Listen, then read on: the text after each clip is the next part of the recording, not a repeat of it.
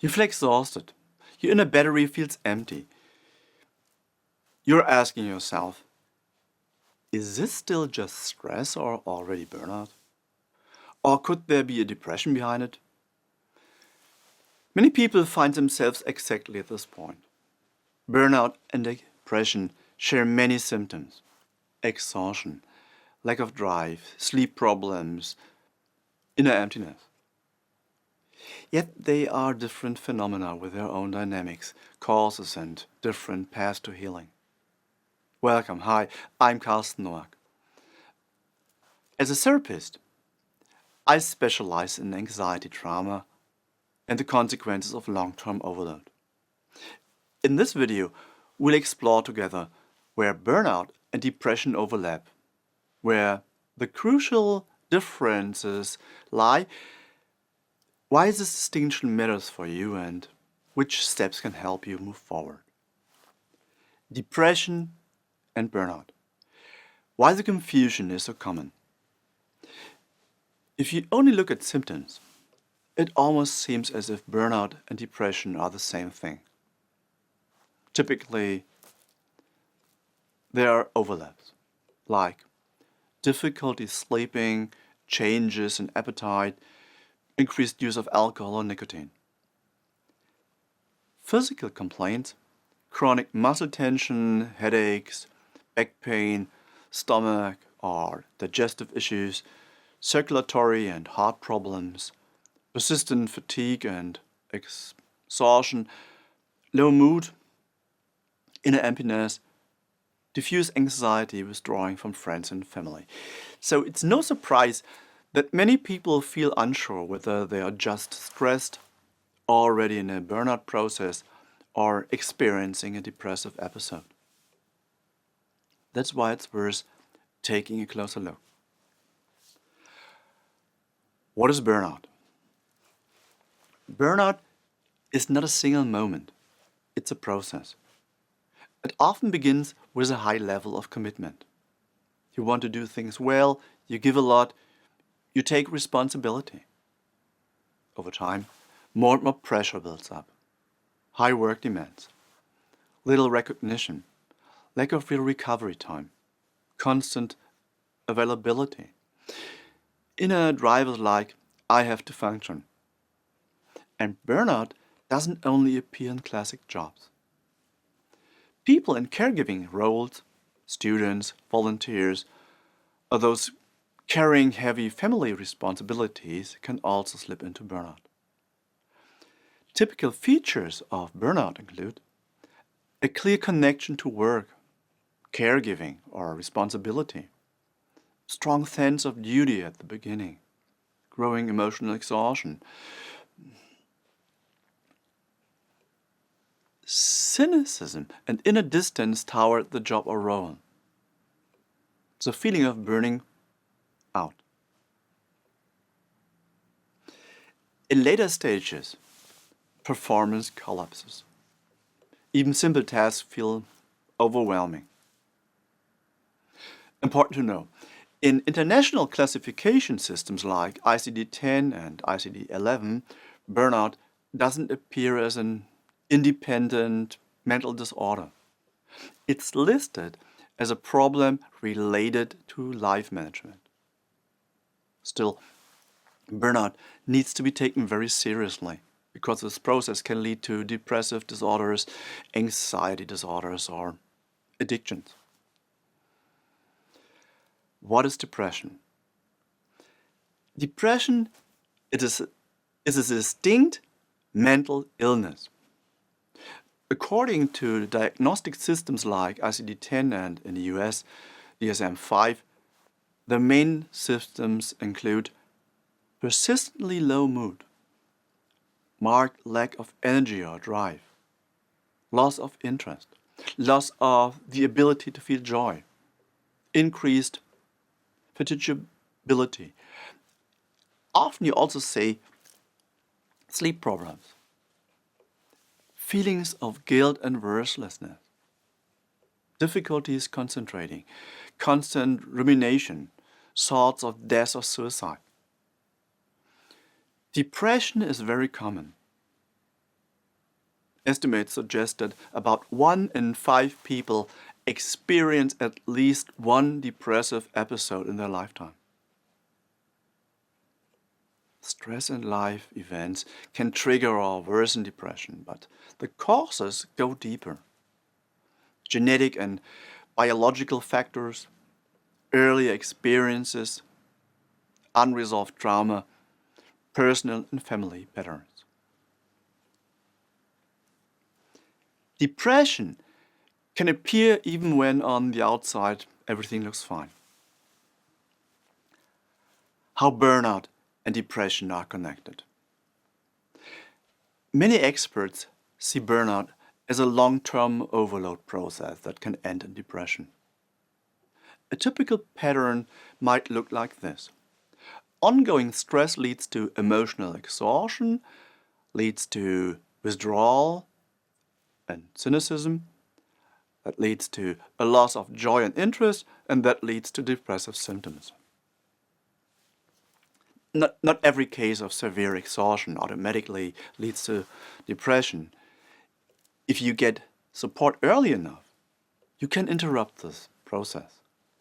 At the same time, for many people who say they have burnout, there's already a depressive episode present. One that simply hasn't been named as such yet.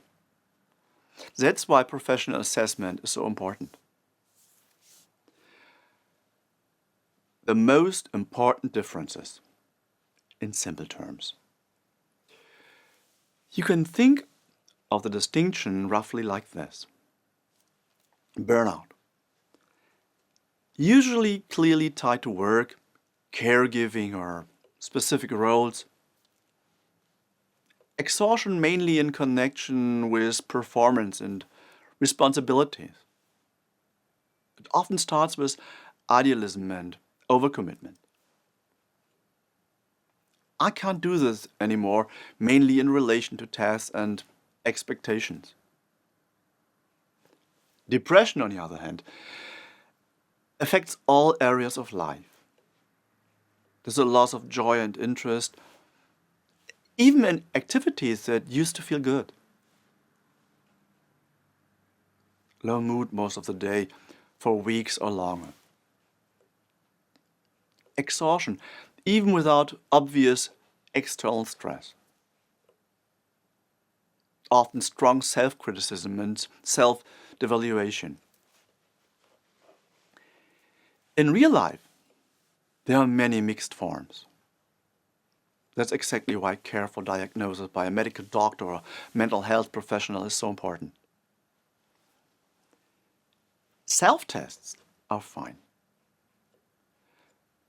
Diagnosis is not a DIY project. It is completely understandable that you want to figure out what's going on with you. Online tests, articles, and videos like this one can offer first orientation. They do not replace a professional diagnosis. What really matters is how much your everyday life is limited and how much you're suffering. The best way to clarify this is in a direct conversation with a medical doctor or a mental health professional. Why this distinction matters? This distinction matters because it helps you find the right treatment, prevents you from being over or under challenged, and makes it easier to assess risks. For example, with burnout, it's often crucial to reduce load, set boundaries, and create new ways to rest and care for yourself. With depression, people often need targeted psychotherapy and, in many cases, medical support with antidepressant. I can't spell it. Antidepressiva, that's what we say in German. Prescribed and monitored by a physician or psychiatrist. The words themselves have social dimensions. Burnout sounds more acceptable to many almost like a result of commitment and hard work. Depression is still too often associated with weakness or failure, even so it's a serious, treatable illness. The public conversation about burnout can actually help bring depression out of the taboo zone. And it makes it easier for people to seek treatment. When you definitely should seek help. It is a good idea to seek professional support at the latest when you've been feeling exhausted and down for weeks. When even small tasks feel like climbing a mountain. When you hardly feel any joy even in things that used to nourish you. When you notice yourself withdrawing more and more. When thoughts like nothing makes sense anymore keep showing up. And this is crucial. As soon as thoughts appear about harming yourself or no longer wanting to live, please reach out immediately to a medical doctor or mental health professional, to a crisis hotline or crisis service in your area, or to emergency services. You do not have to go through such moments alone. Treatment and first steps in burnout.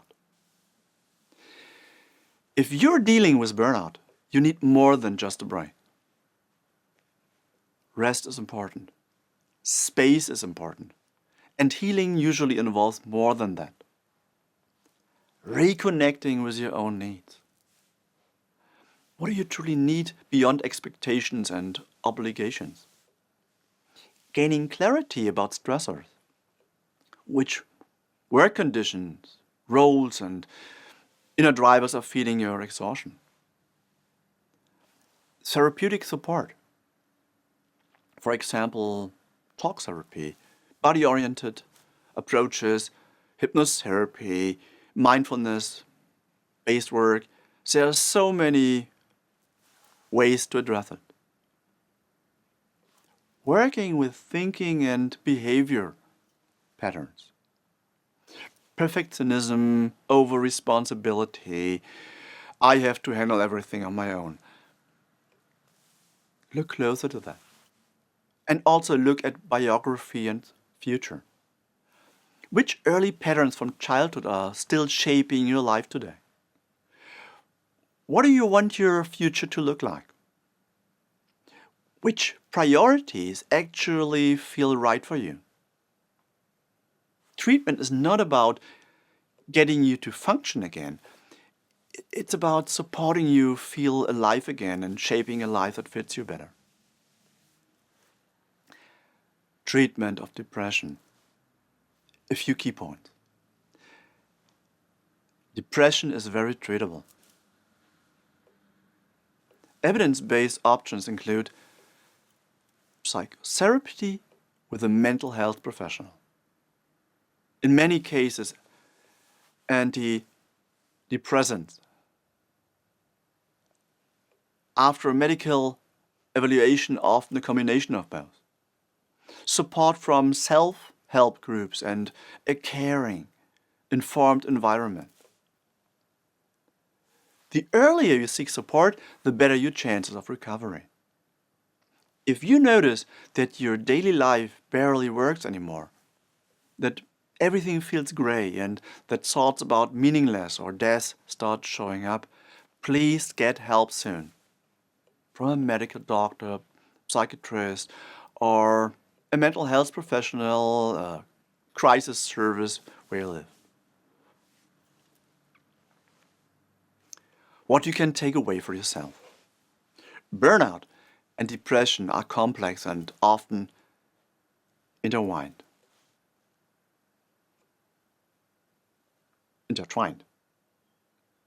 I'm German, sorry. Burnout often describes a longer overload process that can lead into depression. Depression is a distinct mental illness with its own dynamics. Both deserve attention, respect, and professional support. You don't have to figure this out alone. You're allowed to get help to understand your situation and find steps that truly fit to you. So what? A closing thought. I'm Karsten Noack. I call myself a travel companion for heroines and heroes. Let's walk this path together for a while. Let's take good care of ourselves and of those who matter to us. If you'd like, you can reflect in a journal or share with trusted people.